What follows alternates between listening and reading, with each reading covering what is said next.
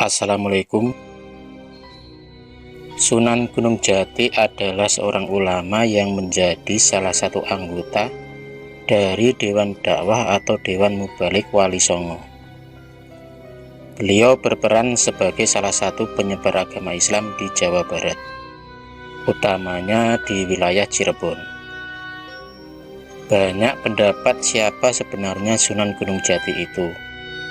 Namun, nama asli Sunan Gunung Jati sendiri adalah Syarif Hidayatullah. Raden Syarif Hidayatullah lahir pada 1448 Masehi dengan ayah yang bernama Syarif Abdullah Adatubih bin Ali Nurul Alim, salah satu penguasa dari Mesir, dengan Nyai Roro Santang, putri dari Kerajaan Pajajaran dengan ayah Sri Baduga Maharaja Prabu Siliwangi. Saat Nyai Rara Santang masuk Islam, beliau merubah nama menjadi Syarifah Mudaim. Raden Syarif Hidayatullah menginjakkan kaki di tanah Jawa, tepatnya di Cirebon pada tahun 1470 Masehi. Dan karena dukungan dari Kesultanan Demak dan Raden Walangsungsang atau Raja Cirebon pertama selaku paman Raden Syarif Hidayatullah, beliau kemudian diangkat sebagai Raja Cirebon kedua setelah pamannya tersebut. Pada tahun 1479 Masehi dengan gelar Maulana Jati. Terdapat beberapa sumber yang menyebutkan bahwa Sunan Gunung Jati adalah Fatailah atau Falatehan. Namun kenyataannya Sunan Gunung Jati dan Fatailah adalah dua orang yang berbeda. Sunan Gunung Jati adalah seorang yang telah lama bermukim di Cirebon, sedangkan Fatailah adalah seorang pejuang Demak yang berasal dari negeri Pasai atau Malaka. Ketika wilayah Malaka jatuh ke tangan penjajah Portugis, Raden Fatailah berpindah dari Malaka ke Demak, dan adiknya dinikahkan dengan Raden Trenggono. Sebagai seorang pejuang, selanjutnya Fatailah ditugaskan ke Jawa Barat. Fatailah bersama dengan para pengikut Sunan Gunung Jati menyerang Banten dan Sunda Kelapa yang dikuasai oleh Pajajaran. Dikutip dari kitab Purwaka Caruban Nagari yang ditulis dalam huruf Jawa dengan bahasa Kawi Cirebon, Pangeran Cakrabuana dan adiknya Ratu Mas Roro Santang telah masuk Islam dikarenakan mimpi mereka yang sama, yakni bertemu dengan Nabi Muhammad SAW. Singkat cerita, akhirnya mereka menunaikan ibadah haji bersama.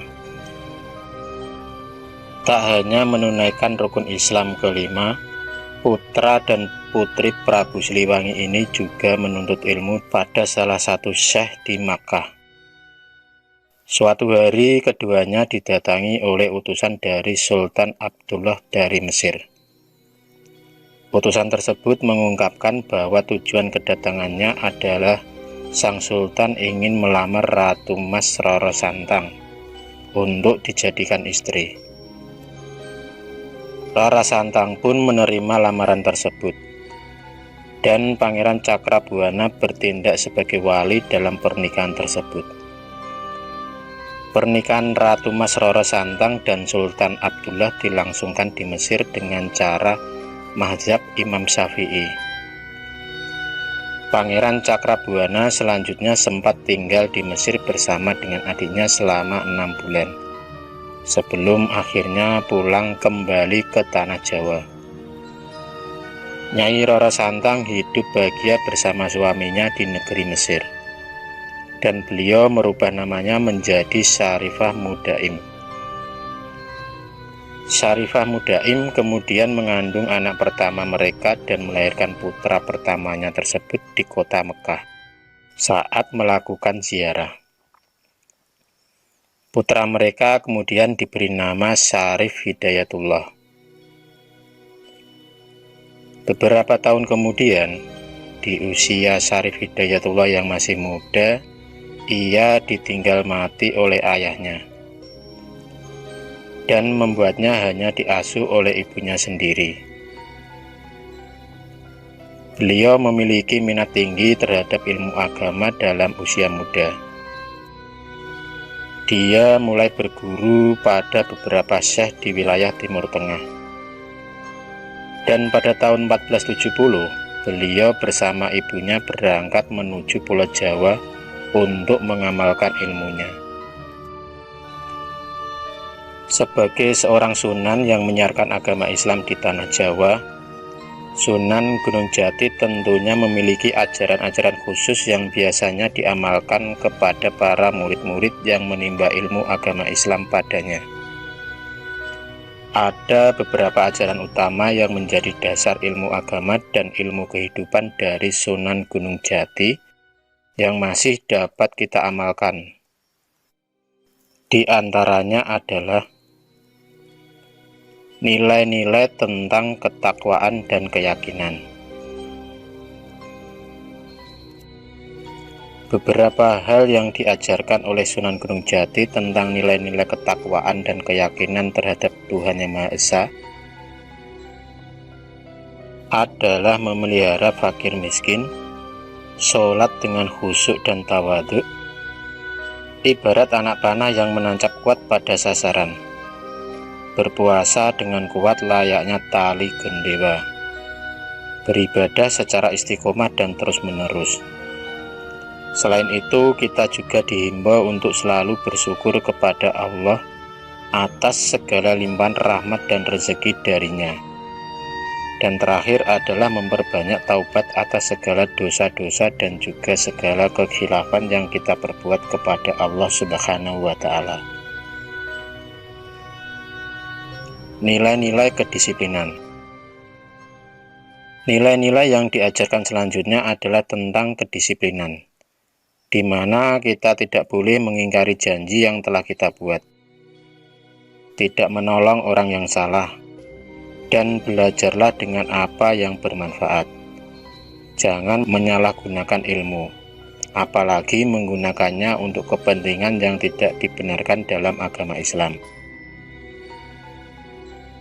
Nilai-nilai kearifan dan kebijaksanaan. Sedangkan nilai-nilai terkait kebijaksanaan seperti menjauhi sifat buruk dan menumbuhkan sikap yang baik, jangan bersikap serakah dan jangan suka bertengkar, jangan mencela dan berbohong kepada sesama, berusaha mengabulkan keinginan seseorang, menyegerakan makan dan minum sebelum lapar atau haus, bersikap dermawan dan sebagainya. Nilai-nilai kesopanan dan tata krama. Seperti halnya nilai-nilai tata krama secara umum, Sunan Gunung Jati juga menanamkan nilai tersebut seperti hormat dan menyayangi orang tua dan leluhur, menghormati tamu, menghargai dan memuliakan pusaka serta menghormati tamu kita. Nilai-nilai kehidupan sosial. Nilai kehidupan sosial yang ditanamkan diantaranya adalah tidak memaksakan diri untuk berhaji bila belum mampu secara harta, tidak memaksakan mendaki gunung bila belum siap secara fisik, jangan memaksakan menjadi imam bila belum memiliki ilmu agama yang cukup, dan jangan berdagang bila hanya berkumpul saja dengan orang-orang.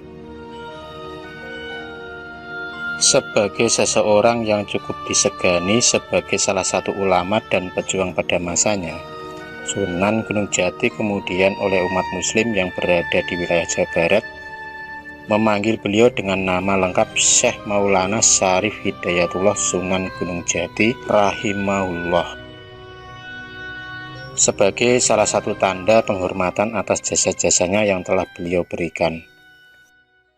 Syekh Maulana Syarif Hidayatullah Sunan Gunung Jati meninggal pada tanggal 26 Rayagung tahun 891 Hijriah atau pada tahun 1568 Masehi, pada usia 120 tahun. Bila dilihat berdasarkan penanggalan Jawa, maka Sunan Gunung Jati meninggal pada 11 Krisna Paksa bulan Badramasa tahun 1491 Saka. Beliau meninggal pada usia yang cukup tua, sehingga anak cucunya meninggal sebelum beliau. Posisi beliau di Kesultanan Cirebon pun digantikan oleh cicitnya. Dikarenakan anak cucunya meninggal terlebih dahulu sebelum Sunan Gunung Jati meninggal, Sunan Gunung Jati pun dimakamkan di sebuah bukit bernama Bukit Gunung Jati. Saat ini makam tersebut telah dibugar dan dijadikan tempat ziarah yang cukup terkenal sebagai salah satu makam seorang wali songo. Adalah sebagian kisah dari perjalanan kehidupan Raden Syarif Hidayatullah sebagai salah satunya anggota wali songo yang menyebarkan agama Islam di tanah Jawa Barat. Meskipun sang Sunan telah tiada, ada baiknya kita tetap memegang teguh ajarannya dan menghormati serta mengenang segala perjuangan yang telah beliau lakukan untuk menyebarkan Islam di tanah Jawa.